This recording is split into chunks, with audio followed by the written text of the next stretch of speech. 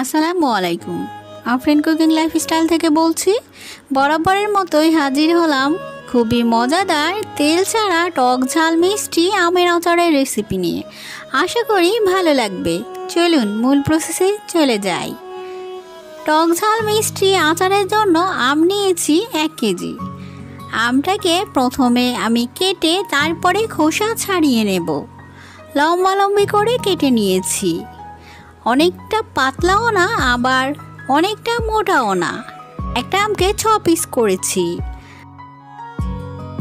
আমের টক ভাবটা যেন কমে যায় এর জন্য ফুটন্ত পানিতে সামান্য নুন দিয়ে দিয়েছি। গ্যাসের ফ্লেমকে হাই করে একটা বলক তুলে নেবেন। এতে কিন্তু আমের টক ভাব চলে যাবে।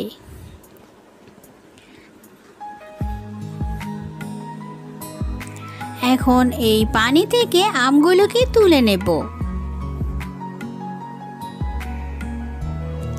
এতে কিন্তু একেবারে ঝাঁঝালো টকটা চলে যাবে। এখন দিয়ে দেব হাফ কাপ চিনি। চিনিটা মিশিয়ে রেখে দেব প্রায় 10 থেকে 15 মিনিটের জন্য।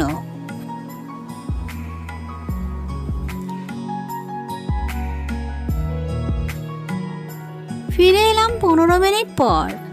গ্যাসে একটা প্যান বসিয়ে দিচ্ছি। চিনি মাখা আমটাকে দিয়ে দিচ্ছি। গ্যাসের ফ্লেমকে হাই করে কিছুক্ষণ রান্না করব, প্রায় 2 মিনিট।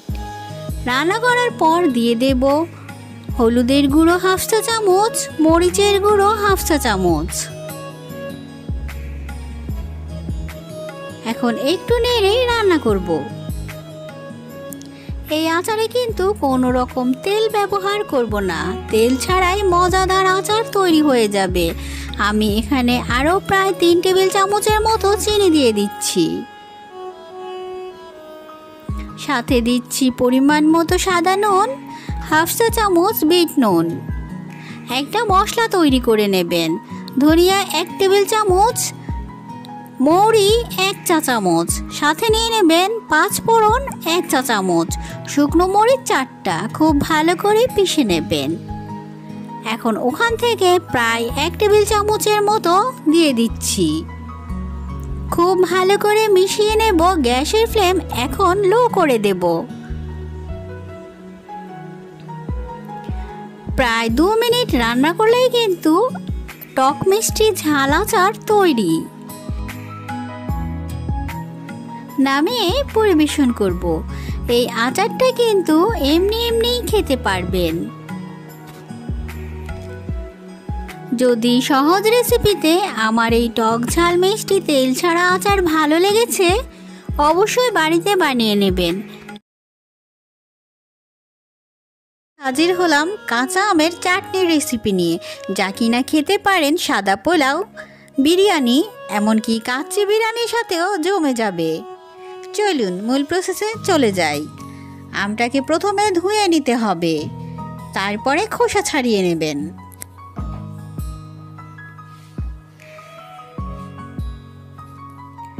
এখন এভাবে ছোট ছোট করে কুচি করে নেবেন। কুচি করে নিলে চাটনিটা খুব সহজে গলে যাবে।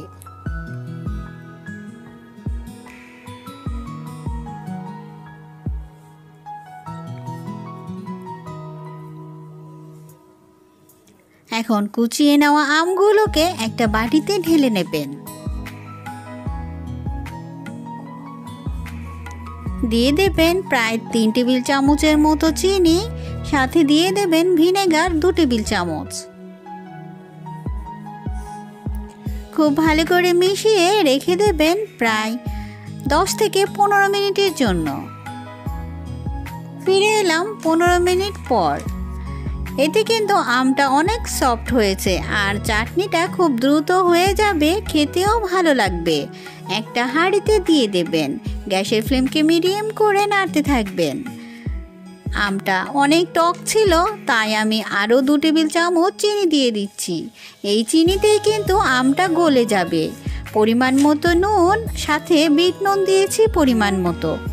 আমটা হতে হতে এখানে একটা মশলা তৈরি করে নিয়েছি।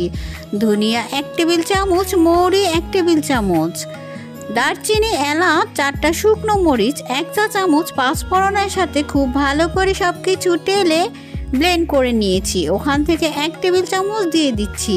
এই মশলাটা যেন চাটনির টেস্ট অনেক গুণ বাড়িয়ে দেয়।